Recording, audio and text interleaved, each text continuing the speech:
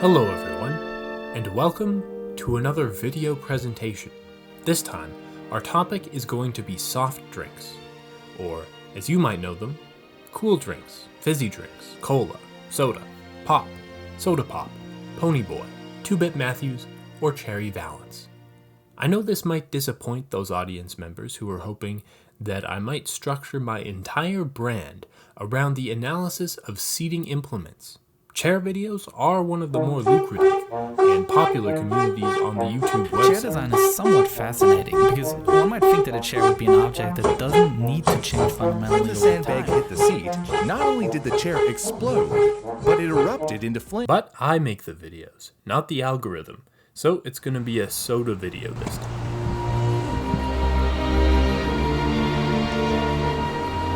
Before we get too fizzly, we have to cover the history of soda, which, of course, is a well-trodden and highly polarizing topic. But when it's important, and we just gotta bite the bullet. The process known as carbonation was first invented in 1767 by one Joseph Priestley, who was an established scientist and philosopher. This article from Britannica, which I consulted so that I could say I didn't just use Wikipedia, claims that he did so as an attempt to produce a medicinal beverage to cure ailments and improve the health of the urban population. Looks like that little experiment backfired pretty hard, wouldn't you say, Joe? Make no mistake though, Priestley was an eminent scholar, publishing many works on theology, philosophy, politics, history, science, and other disciplines. He wrote a comparison of Socrates and Jesus, in which he compared Socrates with Jesus, an essay on the first principles of government called Essay on the First Principles of Government, and a letter to the editor, which refers to itself in the title. Bit of an airhead, as these citations indicate. But a machine for saturating water with carbon dioxide was invented separately by another guy anyway, and another guy did it 100 years before both of them, causing Priestley and his legacy to be as forever unremarkable as any other Georgian polymath of moderate acclaim.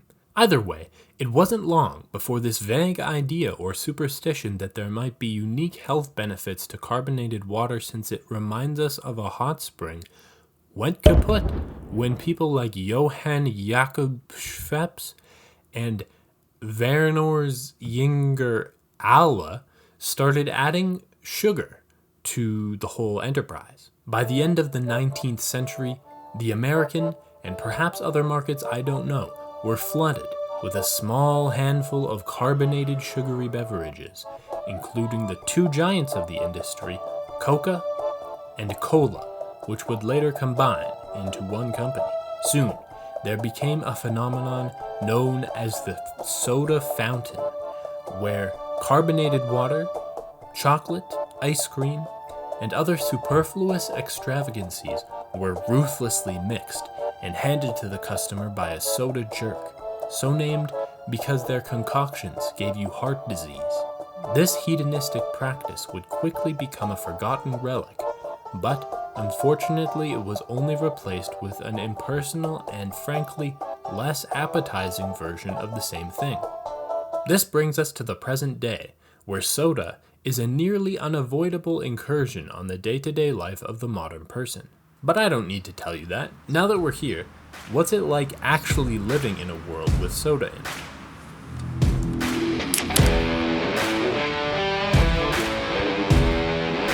I've heard it. You've heard it. Probably someone else has heard it too. Soda does not hydrate you. But has anyone ever asked if that's even really true? Well, that's what we're going to do. It actually seems to be, technically, a myth that soda does not hydrate you. To be clear, sugar, syrup, phosphoric acid, I'm pretty sure that won't satiate your thirst. But the basis of sodas has always been carbonated water, which as I understand it, has water in it.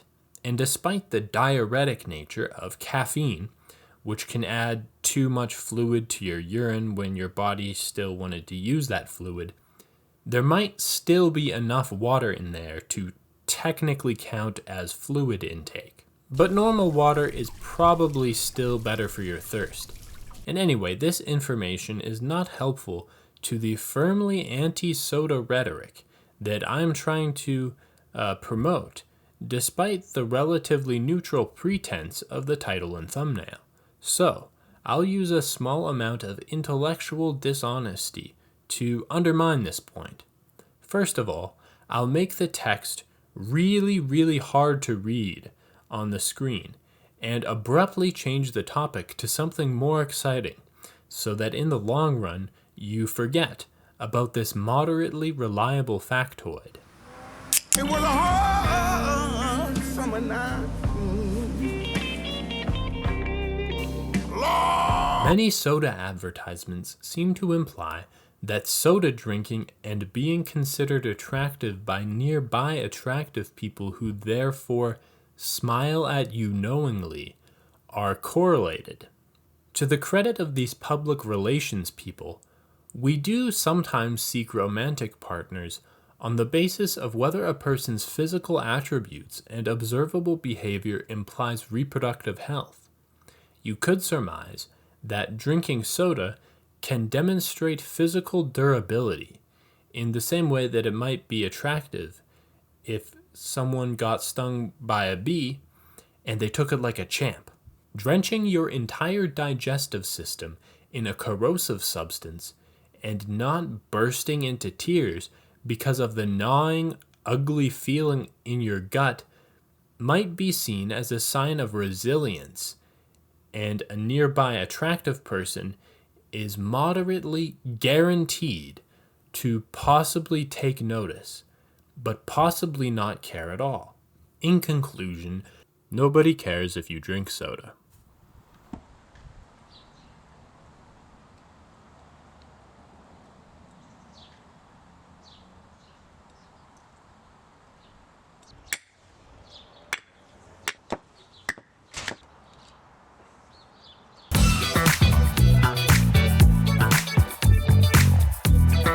The main reason soda appeals to us is the taste.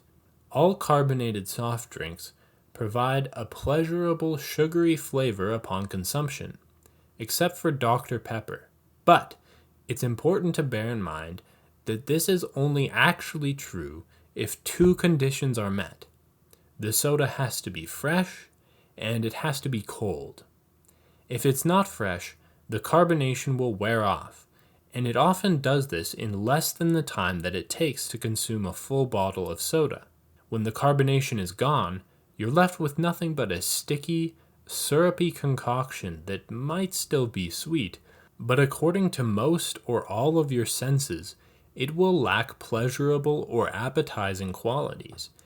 And even if it is still carbonated, since it's a corrosive blend of chemicals, holding it in your mouth for too long, in addition to probably damaging your teeth, actually starts to feel uncomfortable or borderline disgusting, especially if you think about it for too long.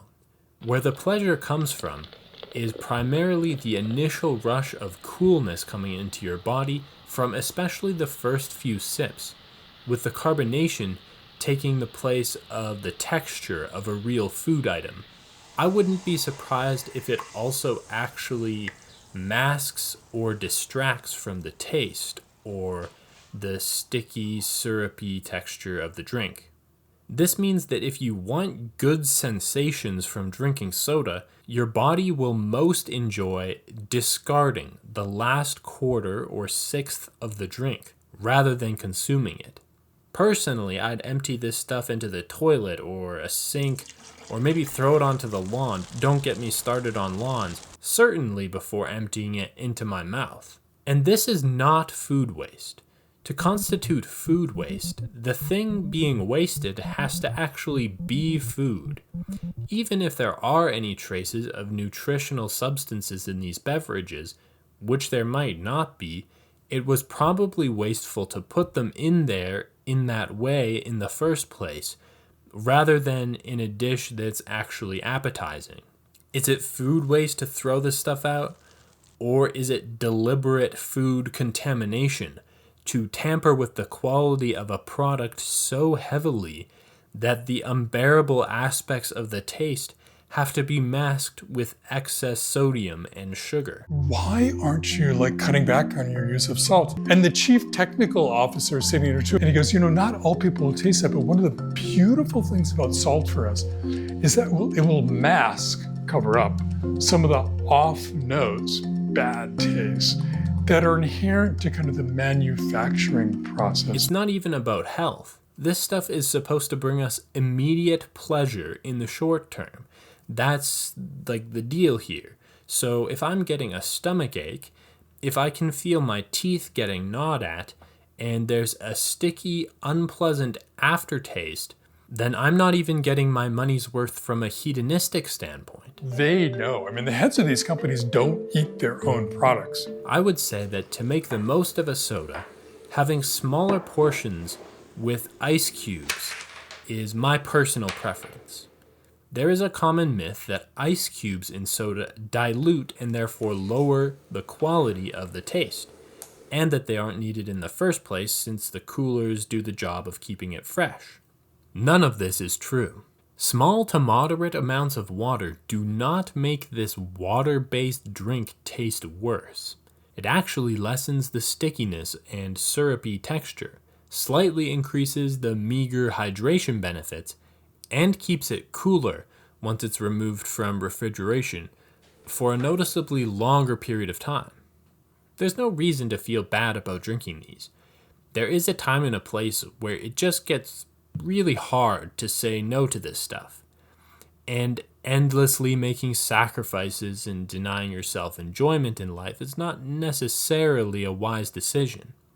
It's just that sometimes soda consumption or other activities intended to make immediate pleasure or enjoyment happen so mindlessly that the actual enjoyment is lost. Let's talk about apple juice for a second.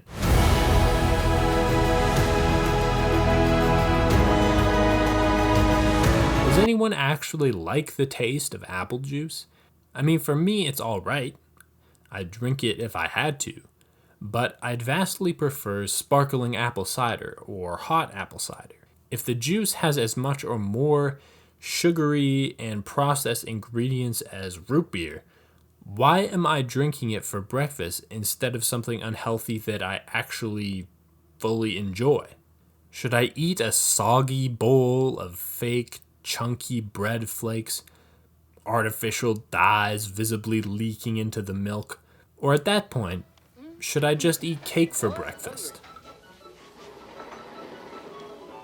I told you this was about the outsiders. Can I interest you in a Coca Cola or 7-Up? Get lost, Hood! Food is something greatly appealing to the senses. Sorry if this makes you hungry. It can have an amazing smell, a rich texture, a satisfying weight on your stomach, good aftertaste, significant and lasting energy boost for your daily activities. Soda grants us none of that pleasure. It, along with swathes of our dietary habits, are hyper-focused on taste, then hyper-focused on sugary or maybe salty taste.